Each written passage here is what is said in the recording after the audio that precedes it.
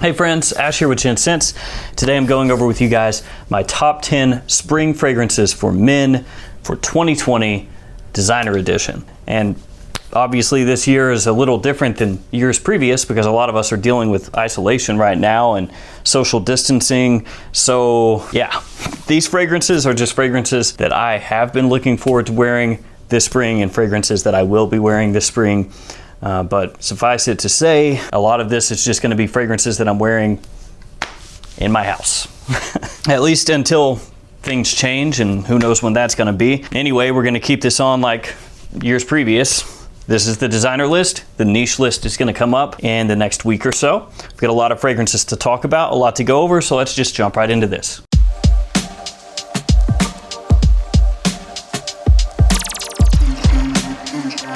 I don't have any honorable mentions this time, but I do have two different fragrances that I want to talk about for number 10.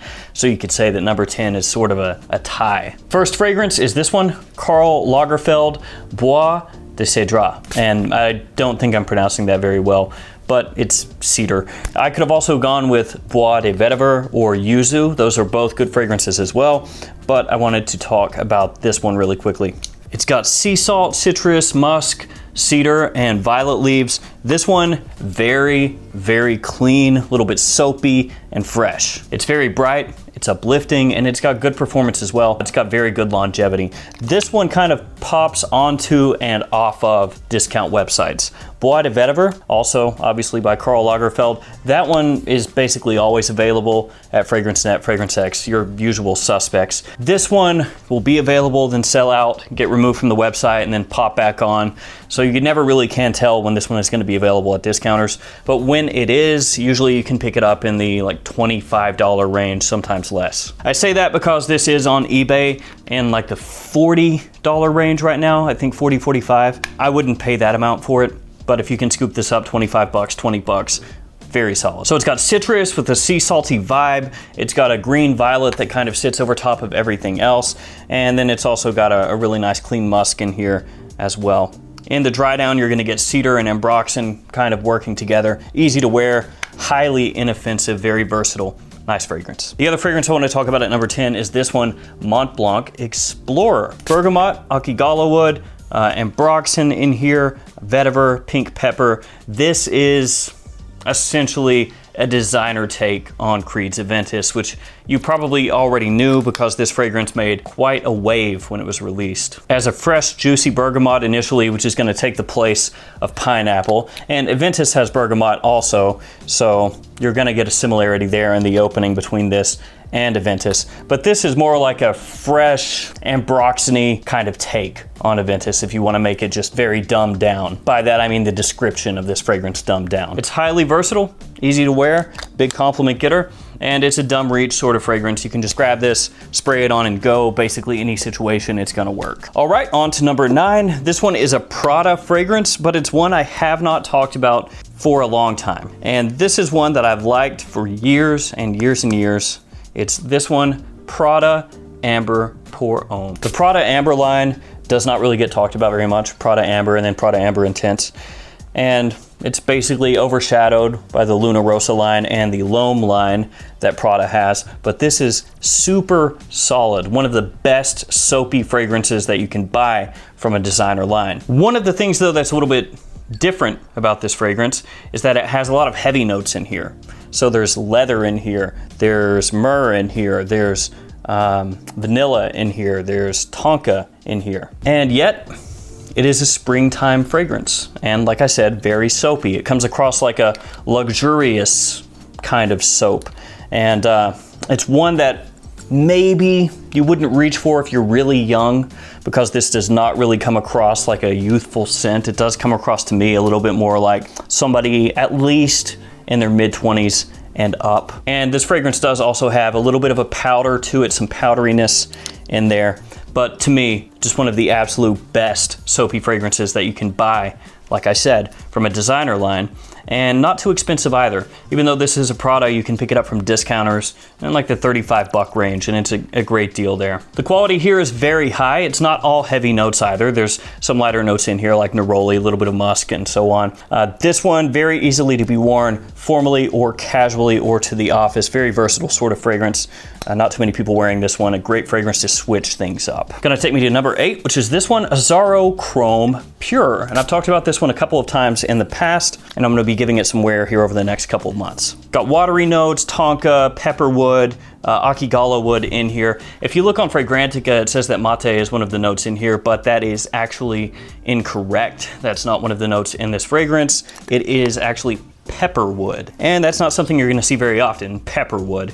But apparently it's just a woody aroma chemical that smells like it's got a bit of pepper in there, hence the name. And to my wife, this actually comes off like it has coconut in it. When she smelled this fragrance, she said it smelled awesome, but that it smelled like it had a bunch of coconut in here. And it does. It's got this kind of tropical vibe where it does smell like there's coconut, even though coconut is not an official note. Initially, when I first sprayed this on, it's got a little bit of a soapiness to it. Not the same at all as Prada Amber, the one that we just talked about. This one actually, at times, comes off like a shampoo or something initially. I don't like that very initial part of the opening all that much, but it doesn't last for long. And once it dries down, it smells a lot better. This one's a little bit interesting to me because it's got this big, fresh, aquatic, orange blossom citrus blast right off the top, but it very quickly melds in with a creamy, sweet tonka. So those don't sound like they would go together all that well. They sound like two different fragrances that have just kind of been put together. You know, this creamy, sweet, rich tonka, and then fresh, aquatic citrus, but it works together very well. And then as it dries down, you've got the pepperwood, the akigala wood, that gives it a lightly spiced, woody base. I like this one, a little bit of a juxtaposition there. Creamy, sweet, fresh, clean, all in one fragrance. Also good performance and another one that's easy to wear. Gonna take us to number 7. It is this one, Lacoste L'Homme Timeless. This is the newest in the Lacoste L'Homme line. Did a first impression on this one. Thought it was okay, didn't really blow me away, but I've given it some wear since then, and it has grown on me. This one follows up on Lacoste L'Homme and Lacoste L'Homme Intense, which are both great fragrances for the price, in my opinion. And this one has rhubarb, which the other two fragrances in this line use as well. It's a note that doesn't get used often enough, I feel like. Really nice. Got this little bit of tartness and sweetness in there with a sort of crisp flair. It also has tea, cedar, and akigala wood. Yes, this is the third fragrance so far that has akigala wood. Explorer has akigala wood, Chrome Pure, and then this one as well. So if you're unaware of what akigala wood is, it is an aroma chemical that is made by Givaudan. It's, well, just dumbed down. It's basically if you take patchouli, remove some of the earthiness so that you've got more of a woody, cleaner patchouli, and give it sort of a peppery sort of zing to it. In a very simplistic way of breaking it down, that's what akigala wood is. That's what you're gonna get from it. This one also has a pleasant fresh tea note that I just mentioned. Lends a little bit of bitterness to it, so it works very well with the rhubarb there in the opening and through the mid. This one also has a nice pop of spice. It's gonna come from cardamom, black pepper, a bit of ginger in here as well, and then you've got that woody base. The opening to this is my favorite part. The opening is what I like the most from Timeless, but the dry down, solid as well. Performance on that one is okay. It's better than the Eau de Toilette Off My Skin. Not quite as good as Intense in the Lacoste L'Homme line. And that's gonna take us to number 6, which is this one, Givenchy Gentleman Cologne. This one has bergamot, iris, ambroxan, vetiver, and petitgrain as some of the notes in the fragrance. This one, I'll tell you straight up, does not have great performance. It lasts for a decent amount of time, but it goes light off my skin very quickly. This one is watery, clean, fresh, and soapy. This one is the type of fragrance that works fantastic when it's starting to really heat up outside, when the flowers are starting to bloom, the trees are starting to bloom.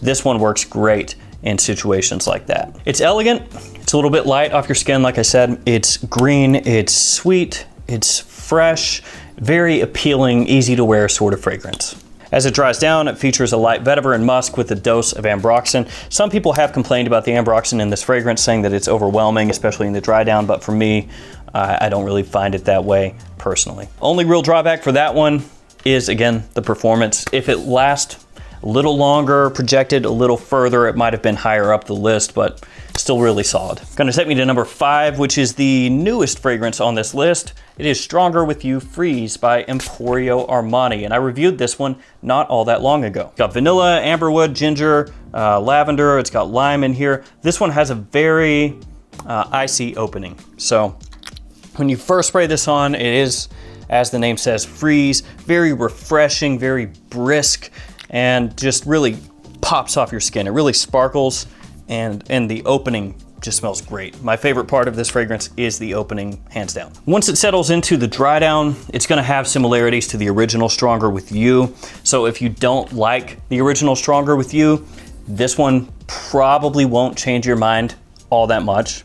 Again, the opening to me is much better here than it is in the original, but the dry down does start to bring it closer and closer to the original. So it's gonna have vanilla, amberwood, and that glazed chestnut that Stronger With You is well known for in the dry down of this one, Stronger With You Freeze. But that one is much better suited to springtime use than the original is. And that one, my wife absolutely loves. Every time she smells Stronger With You Freeze, she talks about how good it smells, how great it is, on and on and on. So that's another reason that one's bumped up on the list a little bit. She loves it. Good performance on that one, good versatility. Fragrance you could almost wear year round if you wanted to. Stronger With You Freeze, very solid. One of the better new flankers that have come out recently. Some of the new flankers coming out have sucked, but that one I think is actually pretty good. Gonna take me to number 4, which is this one, Y Eau de Parfum by Yves Saint Laurent. It could have been Y Live, but between the two, I would rather wear the Eau de Parfum. Y Live is a big compliment getter. Got a little bit of that Invictus vibe. It's kind of like taking parts of Invictus and mixing it with parts of Y Eau de Parfum, talking about Y Live. But I just prefer Y Eau de Parfum personally between the two. Apple, sage, ginger, amberwood, bergamot, some of the notes in this fragrance. It is one of the most versatile blue fragrances on the market right now. It's got great performance. Again, big compliment puller if that's your thing. It does catch some hate, especially by people that don't like the modern trend in men's perfumery. They do not like Y Eau de Parfum because they're going to call it uninspired or boring or generic or whatever. But as far as just being people pleasing, easy to wear, again, great performance, versatility, and just smelling freaking nice, Y Eau de Parfum does that. I like the way it smells. Do I think that it's fragrance as art? No.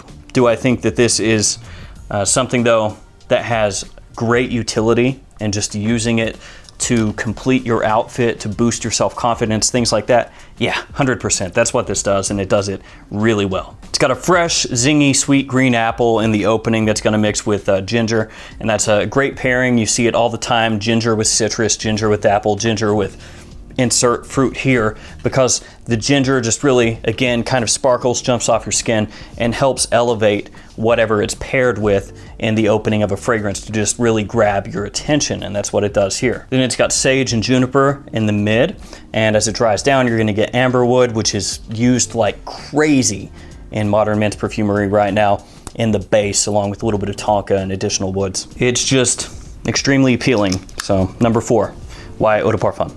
Gonna take me to number 3. We're in the top 3. And this one here is one that I'm kind of late to the party on. I did not buy this when it was new. I actually bought this not that long ago at all. It's Bulgari Man Wood Neroli. So like I said, really late to the show, late to the party on this one. Neroli, orange blossom, bergamot, and woods. Some of the notes in this fragrance. Gets compared to Tom Ford Neroli Portofino.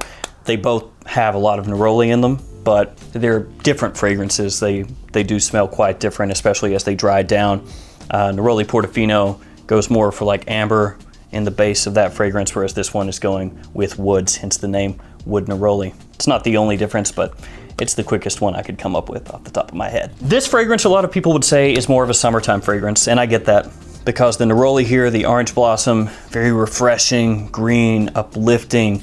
It's got that white floral sweetness that neroli does so well, especially when paired with orange blossom. And a lot of people are gonna think of summertime when they think of that combo. But in springtime, that would work just as well, especially Again, like I talked about earlier, when everything starts to bloom, when the sun really starts to beat down and it starts to get warmer and warmer and warmer, something like that that's very refreshing is gonna work great. This is another fragrance that has ambroxan in the base. So some people that just hate ambroxan in any way, shape, or form are not gonna like that it's featured here in the base of this fragrance. But like Gentleman Cologne, I don't think it's too heavy-handed. It doesn't take away from the fragrance to me personally. And believe it or not, with this being a neroli heavy fragrance, longevity is actually pretty good here. Lasts for a solid amount of time. So that is another positive with this scent that I've noticed. All right, on to number 2. This is one that I have reviewed. I reviewed it, I believe, about a month ago. It is from the new Bentley Beyond collection, and it's Wild Vetiver. This fragrance has grown on me. The more I wear this, the more I like it. Vetiver, verbena, bergamot, birch, and amberwood. Yet again, amberwood in this fragrance right here. This is, again, from their Beyond collection, so this is a little bit expensive from discounters right now, especially when you compare it to Bentley's other fragrances that you can pick up for like 25, 30 bucks. I think the cheapest I've seen this one at discounters is right below $90. So, like I said, it is fairly expensive when you compare it to a lot of these fragrances, what you can pick them up for at discounters. But the quality here, very high. I love vetiver fragrances. I could have put even more vetiver scents into this list. I could have put Guerlain vetiver in here, Tom Ford Grey vetiver. I mean, I own a lot of them, but I didn't want to go too vetiver heavy. It's got this rooty, rich vetiver, got a little bit of smokiness from the birch that's in here as well. And mixing in with that, you've got this clean green verbena, a little bit of sweetness from the bergamot. It's just done very, very well. Fantastic smelling vetiver. Tons of versatility. It doesn't smell like a youthful fragrance, but it doesn't smell too mature either. Casual wear, formal wear, office wear, crushes every single one of those, and good performance to boot. Wild Vetiver by Bentley, number 2. It's gonna take me to number 1, and this is a fragrance that has made number 1 in previous lists. It's a fragrance that I love and I've loved for a long time, actually since I first smelled it. It's this one, L'Homme Ultime by Yves Saint Laurent. Now, one thing I need to touch on really quickly before I start talking about this fragrance is discontinuation. In a previous video, I brought up that some people had started saying that L'Homme Ultime was discontinued, which, if that was the case, would be really unfortunate because I think this is a great fragrance. I don't think it's discontinued though. I mean, I could be wrong, but I looked online and it's available at Sephora. It's available at Nordstrom, full retail. It is on the Yves Saint Laurent website, and it's still available on that website. A lot of times when brands will discontinue a fragrance, they'll remove it from the website. They won't do like a press release or anything. They'll just scrub it off the website. And that's how people will start to say, oh, is that discontinued? And they'll look into it more and find out it is. But this is still there. And sometimes brands will leave a fragrance on the website for a while, but it'll just be out of stock. So everything will show out of stock, every size, whatever. And then eventually they'll go and remove it quietly. But this is still on YSL's website as of this video. It's still available on the website, still available at Sephora, Nordstrom, all over the place, full retail. So I don't think it's discontinued. Back to the actual fragrance. Ginger, rose, cedar, grapefruit, and cardamom, some of the notes in this fragrance. It has a great opening, so good. The ginger and the grapefruit here really, really just jump off your skin, effervescent, attention-grabbing, bright, refreshing, smells great. The ginger here comes across really refined, not heavy-handed to me. Like I said, very effervescent, sparkly, smells great. The rose is fresh, it's clean, it's not one of those dense or jammy roses. I have zero issue with the rose here. I think the fragrance smells fantastic. Everything works together very well. You get a nice little sweet, spicy pop from cardamom in here also. It's got really good performance, very versatile. People seem to love this fragrance when I wear it. It is a potential compliment getter, and it is different than what most everybody else out there is wearing. The opening is my favorite part of the fragrance. So I don't like the dry down quite as much as I do the opening, and the dry down turns into more of a cedar forward fragrance, but I think it's great the whole way through. It's just the opening is so good that in order for the dry down to be better than that, it would have to be mind-blowing. And really quickly, Gucci Pour Homme 2 did not make this list because it is getting harder and harder to find. price on that is going up and up and up, at least the last time that I checked. That's why it's not here in the top 10, but I still do love Gucci Pour Homme 2. All right, guys, that's gonna do it for me. My top 10 designer fragrances for spring 2020. We'll have that niche list up in a week or so. As always, thanks so much for watching. Tell me in the comments below what you're planning on wearing, probably in isolation, I guess. Stay safe out there, guys. I'll see you tomorrow with another fragrance video.